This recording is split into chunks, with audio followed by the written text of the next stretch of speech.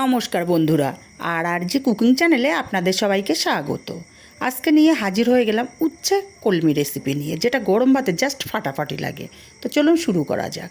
প্রথমেই কড়াই গরম করে এখানে 3 চামচ তেল দিয়ে দিলাম। তেলটা গরম হলে চাক করে কেটে রাখা উচ্ছে দিয়ে দিলাম, সামান্য হলুদ দিয়ে দিলাম।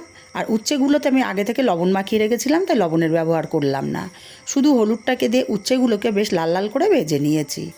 এখন এই উচ্ছেগুলোকে তেল ঝরিয়ে উঠিয়ে নেব। আর উচ্ছেগুলো একটু লাল করে ভাজলে রেসিপিটা খেতে বেশি ভালো লাগবে। উচ্ছেগুলো উঠিয়ে নিয়ে এই তেলে একটা শুকনো লঙ্কা ফাটিয়ে দিলাম, হাফ চামচ পাঁচফোড়ন আর ঝালের জন্য চেরা কাঁচা লঙ্কা দিয়ে দিয়েছি 1 চামচ থেতো করা রসুনটা একটু হালকা ভাজা ভাজা হয়ে এলে এখানে আগে থেকে কেটে রাখা কলমি শাক দিয়ে দিলাম। আমি কলমি শাক এখানে 1 আঁটি ব্যবহার করেছি আর খুব মিহি করে কুচিয়ে নিয়েছি। খুব ভালো করে নাড়াচাড়া করে মিশিয়ে দিয়ে ঢাকা দিয়ে আমি 2 মিনিট কলমি শাকটাকে রান্না করে নেব। 2 মিনিট পর ঢাকাটা খুলে নিয়েছি। কলমি শাক থেকে অল্প জল বেরোতে শুরু করেছে। এখন আবারও একটু নাড়াচাড়া করে দিয়ে এখানে দিয়ে দেব হাফ চামচ হলুদ আর স্বাদ মতো দেব লবণ আর হলুদটাকে দিয়ে খুব ভালো করে মিশিয়ে দেব। খুব ভালো করে মিশিয়ে দিয়ে ঢাকা দিয়ে আরও 2 মিনিট এইভাবে রান্না করে নেব। এতে করে কলমি শাক থেকে জল বেরিয়ে কলমি শাকটা সুন্দর মতো সেদ্ধ হয়ে যাবে।